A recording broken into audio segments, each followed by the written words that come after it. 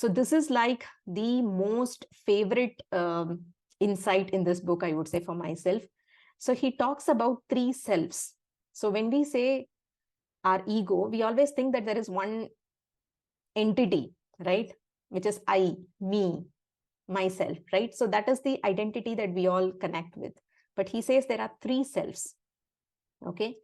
The first is who you think you are. Okay, your self-image. So you might say that I am, if I ask myself this question, I might say I am punctual. Okay, so the question, how do I see myself? When you ask yourself, the answer you get, you will say, I am so and so, right? How do we see ourselves in our own eyes? And this is very much influenced by our personal beliefs. Okay, so here we could create a positive self-image of ourselves, or it could be a negative self-image. So you might think about all the good things that have happened in your life. You might feel happy about your achievements, about the blessings that you have received. So that creates a positive self-image. So on the other hand, you might think of all the past failures, all the regrets and shortcomings that you might have faced. That creates a negative self-image, right? So how do I see myself? That is the question you need to ask if you want to understand your self-image. Okay, so this is one part of it. The second part is who you show the world you are. Okay, your self-projection. How do I want others to see me? This is the question you ask yourself. So this will always come with he is or she is, right? So the other person, if you ask a question, how does this person sees me? You would say he is somebody or she is somebody. So if I ask myself, how do I want others to see me?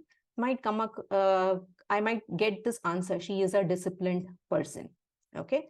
So what do we want people to hold about us in their minds?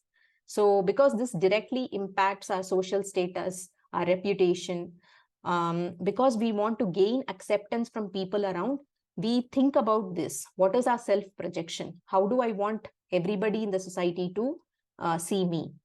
Many times, this is like an exaggerated version of our self-image, right? And you see this happening time and again on social media, where we always overestimate our abilities and our good qualities because we want to gain acceptance.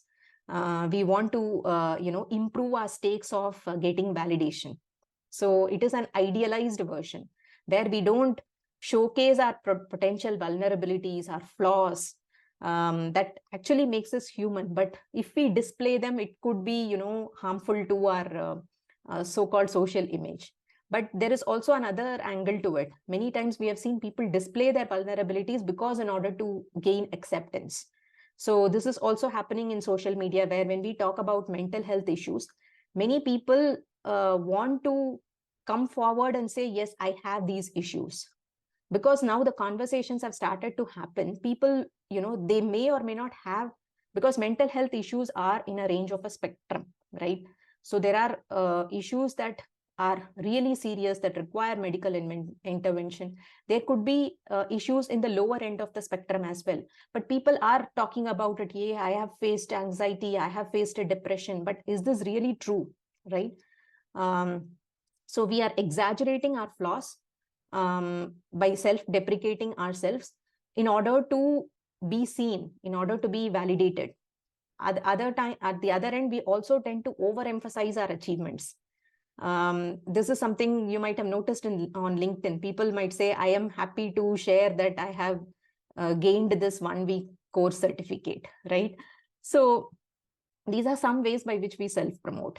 So this is quite natural because we want others to hold good thoughts about ourselves. So it is always an exaggerated, idealized version.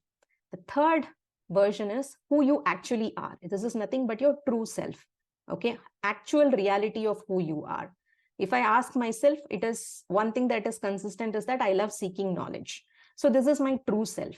Okay, so these are like the three versions that we need to understand. So to put it in simple words, the author says true self plus beliefs is equivalent to our self-image. Self-image plus idealization is equivalent to self-projection. Okay.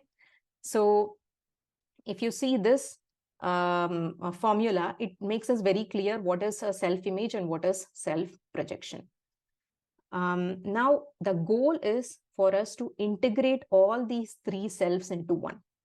So many times conflict arises in our life because these three selves exist as independent identities, or there is very little overlap. Okay. So the author says the goal is that we need to self-integrate these three images together.